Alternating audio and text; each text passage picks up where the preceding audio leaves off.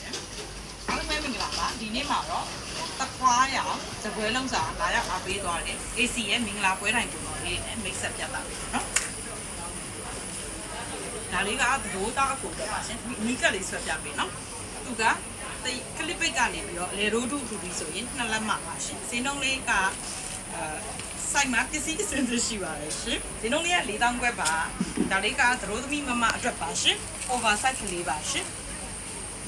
သူကအရှိက1လက်မှအနောက်က2လက်မှရွှေနန်းတော်ရသမတ်ပုံပေါ်လေးပါရှင်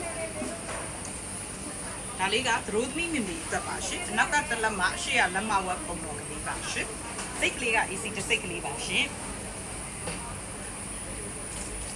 ဒါလေးကဘိုးသားပြည့်အတွက်ပါရှင်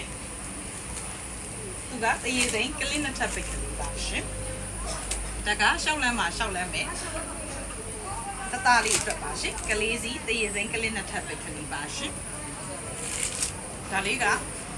စန်တီမီတာလေးအတွက်ပါရှင်